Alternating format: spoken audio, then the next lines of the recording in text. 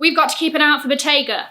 Gotta keep an eye out for Bottega. If you get that reference. We're tapped in. But anyway, Bottega is going through a very big transitional moment right now, but they're also one of the few designer brands that are experiencing growth and are actually doing pretty well at the moment. So I wanted to sort of break down the rise of Bottega over the last 7 years, if they can maintain that, or will they sort of fall back into oblivion, which they were kind of in up until like 2018 era. We'll get to that. But also, what is worth buying right now? What are my favorite pieces right now? Guys, if you are new here, my name is Cassie and I'm a self-diagnosed luxury addict. I pack videos on Mondays, Wednesdays and Fridays, so if you like luxury fashion, then you're gonna love it here. So head down there, subscribe, turn on the bell, become a member of our luxury addicted family. When are we going to rehab?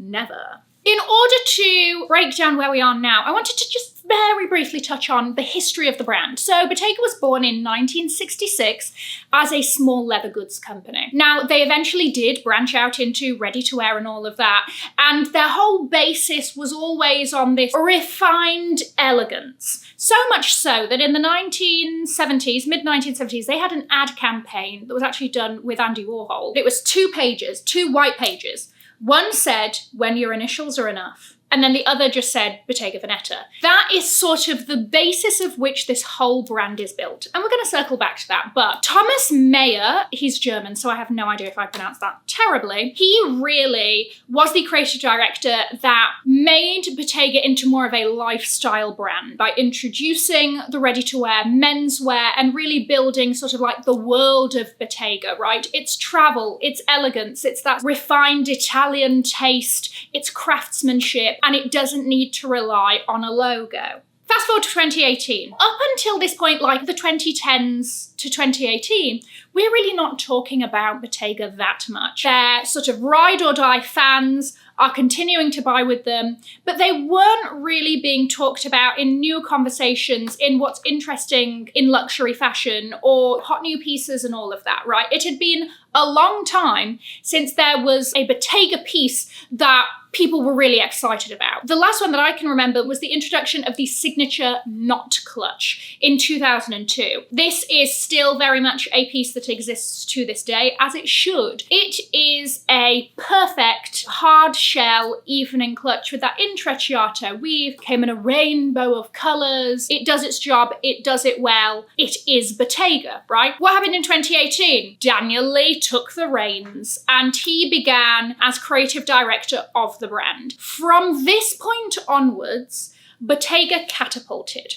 We were talking about them like we hadn't talked about them before. And why was that? First of all, there was a rebranding that was involved. And then they had a series of products that just were hitting at the right time. It was what people were looking for, and it just worked, right? It still was very much that sort of refined Bottega elegance, but in the most quote-unquote flashy way that you could do it. It's a very interesting aesthetic at the time because the silhouettes and the styles are very simple. You had the pouch, then there was the cassette, then there was the chain pouch, the chain cassette, then there was the mini Jodie, lest we forget, right? And it wasn't just the bags, it was the shoes that were hitting as well. The Lido, the puddle boot, the lug boot. The lug boots had us in a chokehold to the point, I'm sorry, I attended a wedding where one of the groomsmen wore a Bottega lug boot. It was that much of a flex. Let's not talk about whether or not that was appropriate. Bottega was the brand. We were talking about it to no end. I can't remember right at this moment in time, but I'm pretty sure it broke the top 3 of the List Index hottest brands during that time, right? I will have screenshots here if I am indeed correct. It was commercial hit after commercial hit. And like I said,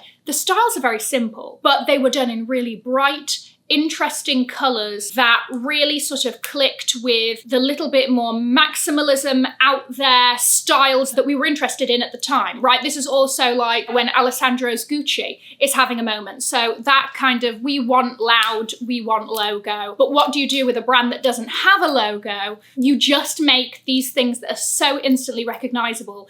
And that is what the intrecciato weave has become. Another thing that Daniel Lee did that I think is a very clever branding move was the sort of focus on Bottega green. He called it parakeet. I don't know if it's still called parakeet to this day, but the packaging was completely redone in this glorious, very interesting shade of green. I don't know what the Pantone colour is specifically, but it is a very distinct green that is almost like a grass green with like a hint of a neon, you know. The funny thing is that Bottega green has always been a part of the brand since 1985, but by sort of highlighting it, making it a really focal point of the branding gives one more recognizable feature to a brand that, once again, doesn't have a logo to fall back on. In 2021, Matthieu Blazy starts as creative director of the brand. And he, if you sort of compare him and Daniel Lee, even in terms of bags, right? I'm not really going to touch on ready-to-wear too much, but he has sort of toned things down a little bit. The elements are still there, but it's a little bit more under his vision. It's a little bit less flashy. So if you even compare the mini Jodies, right, which were like these bright colours in the intrecciato weave, if you look at them under Matthieu Blazy, they, you know, there's still those ones there, the classics, but then you have versions that look like a cotton shirt, that it's sort of been fashioned out of a cotton shirt, but it's actually leather. And that perfectly encapsulates Matthieu Blazy's aesthetic and what he's brought to the brand. Bottega, he has leaned very, very much on the what makes us different, what makes us best. It's the craftsmanship and it's the sort of innovation of techniques and designs that make things look not as they are, and like a little bit of mind-bending play and keeping us on our toes. A look that goes down the runway that looks like a tank top and jeans, and both of those elements are actually completely made out of leather. Things like this. Another move that they made in 2021 was that they stopped doing social media. There is no Bottega Instagram account. There is no Bottega TikTok. There are accounts run by people who sort of keep on top of the brand. And that is really it. Bottega doesn't need that. If you even look at its marketing, it does its campaigns, it has its little group of celebrity ambassadors, but you will see them in the campaigns and then they'll be walking around with their bags, but that's it. They're not as in your face as other brands, and I think this is what makes them really quite successful, because they are sort of the in-between of a brand like The Row and Louis Vuitton. Okay, so you have like super commercial, everybody knows what they're doing all of the time. And then you have like The Row, who are notoriously mysterious. You've got to solve a riddle to be granted 3 wishes and use one of them to find out what they're up to. And right in the middle, you have Bottega that almost operates on this like, if you know, you know, we don't need a logo thing, but also produces a really good range of commercial items that we know are the backbones of these brands' numbers and sales and all of that. And so it really nicely sits in the middle there. What is this? I don't know, but I'm quite enjoying it. So, as I mentioned at the beginning, Bottega is one of the few Kering brands, if maybe the only one, that has been reporting positive growth. So they grew 4% in Q1 of 2025, which means that it's working for us. As consumers, we are picking up what they're putting down. I think an element of that, apart from the things that I've touched on, is this sort of really great mix between that refined Italian elegance that's the backbone of the brand, mixed with these little really interesting moments, whether it's an interesting texture or pattern or whatever it is, or even pops of humor and trompe-l'oeil, or, you know, just like unexpected little twists to what can be quite simple pieces that make things feel interesting. For example, okay, and I'm really obsessed with these 2 pieces specifically. There is the bunny belt. I think this is so brilliantly done. It's a belt, but the buckle is shaped like an abstract bunny, okay? It's weird, but it's interesting. It functions just as you would hope a normal belt would, but you've got this really great, is it called a belt clasp? What is that? A belt, you know what no, the belt buckle. Come on, engage it, Cassie. The buckle, you've got like the ears on either side. The thread through of the buckle is the nose. It's incredible, okay? It's brilliant, it's fun, and it's interesting. You also have pearl earrings, the Rana earrings, which I think are phenomenal, and they are pearls with sodden frogs crawling up them. What? I love them. The frogs are great. They're fantastic. Little moments like this that feel fun and interesting and we're not getting from anywhere else. The details feel so very well thought out. Another thing with Bottega is that I feel like there's an incredibly good price spread. You can get a handbag that starts from $1,200 in the signature intrecciato weave, right? So it still has that element of recognizability of it being Bottega. You can get like a little card holder lanyard for $250, or a great SLG, pair of sunglasses that start from $400, right? Or you can go all the way up to a sodding maxi cabot tote that's $15,000, or a plastic cabot tote, I know, that doesn't make sense to me either, for 10 grand. And that's not even including the exotics. If you want to spend big money, then you've got an offering for that too. So there is a really great spread of the commercial and the I've got a hell of a lot of money to spend and I'm willing to throw down as well. And the other thing about those sort of lower to middle price range, so I'm talking everything from like the SLGs or whatever, all the way up to andiamo, let's say like 5,000. These are things made out of durable materials. The quality is there. They have their lifetime guarantee for like their classic pieces. And these are practical styles. These are things that you will use. In terms of what has really been very popular, the Andiamo range full stop has done very, very well. I think it was introduced last year or the year before. The Andiamo bag, it's a great everyday bag. Comes in a range of sizes. There's now an East-West version. You can also get versions that if you don't want the intrecciato weave and you're a little bit more under the radar than that, right? Then there's a plain leather, like a smooth leather version as well. Don't even get me started on the Andiamo clutch. Okay, it's great. The Andiamo range, I wouldn't be surprised if it was one of the most duped bags as of late. You type it into Amazon and you will see all the sodding options there, right? And as they say, imitation is the highest form of flattery. So the popularity of this bag is very, very, very high. However, Bottega is in a transitional era. Matthieu Blazy has left as creative director, he's gone to Chanel, and Louise Trotter will show her first collection for the brand in September. Now, what do we know of Louise Trotter? Admittedly, I've not been like following her career over the last few years, but I did a little bit of digging, and previous to this appointment, she was at Carven, Lacoste, Calvin Klein, and then some like premium high street retailers in the UK, so like Jigsaw and Whistles.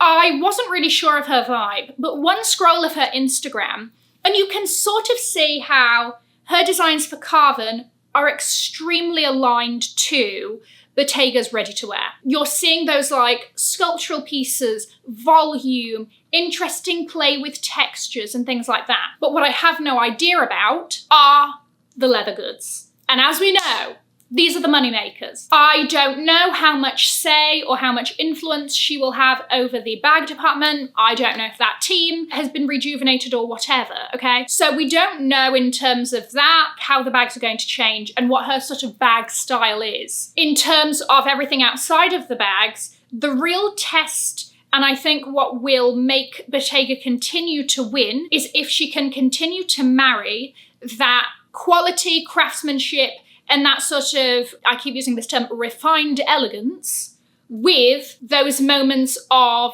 mind-bending whimsy and, oh my gosh, I can't believe they created this out of this material, and keeping us on our toes. We also tend to know that when new creative directors come into their role, they can tend to scrap whatever the last creative director has done, because they're like, I don't want traces of somebody else's designs kicking around, let's say. Nobody's actually said that, but you know, using my eyes. So we don't know which of these bag styles will stay around. I'm also not going to sit here and be like, you should buy all of these now because we don't know if they're going to go anywhere. Even if they do start to discontinue, there will be some time before that, you know, every single sodding Andiamo bag is off the shelves.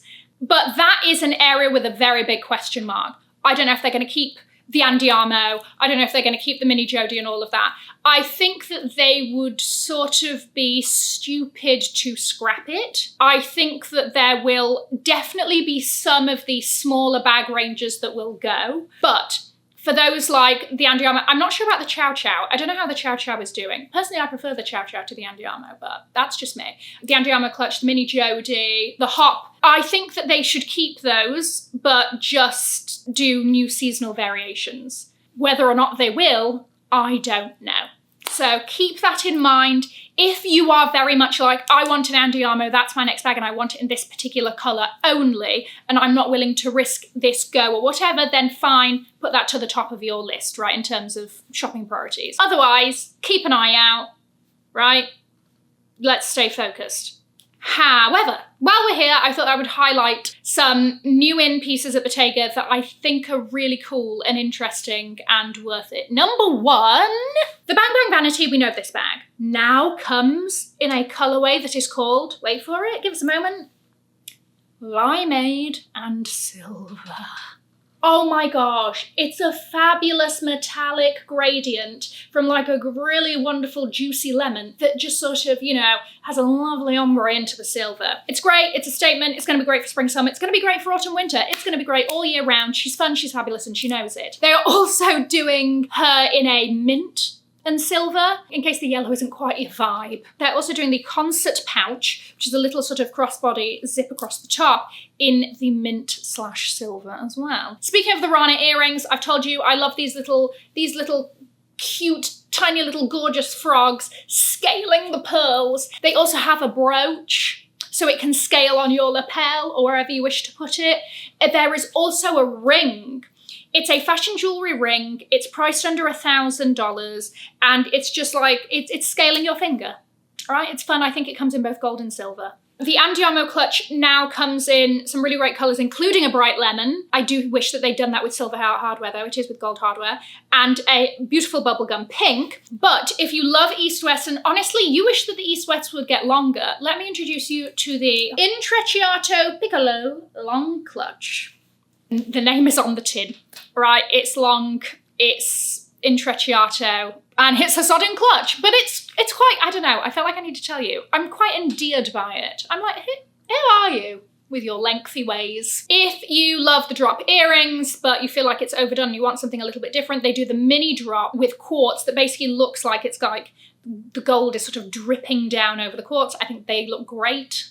And also the dust bag Notte. This currently only comes in suede for the body and then red leather for its little tassels, right? And it's a little drawstring, but it also has a little shoulder strap, reminiscent of something like the Loewe Flamenco pouch, all right? I do wish that they did these in more colorways because I think it's a very good bag. Again, especially if you travel a lot or you're going somewhere or whatever, this is going to be easy to pack. It's multi-purpose. That's going to look great with the strap tucked in as a clutch for an evening moment. Or if you're running around town, you just want a little something, shoulder bag, it's going to work great for that too. I think she's interesting and I like that contrasting textures going on there as well. There we go. Let me know what you think. How are you feeling about Bottega at the moment? Have you recently bought? What have been your perceptions about the brand? What's made you buy? If you haven't bought, why not? Tell me. I am going to leave a link to another video over here in case you haven't already seen it. Have an amazing morning, afternoon, or evening, wherever you are. And in the words of my father, if you've enjoyed it, tell your friends. If you haven't, keep your mouth shut. I'll see you in my next video. Mwah. Bye, guys.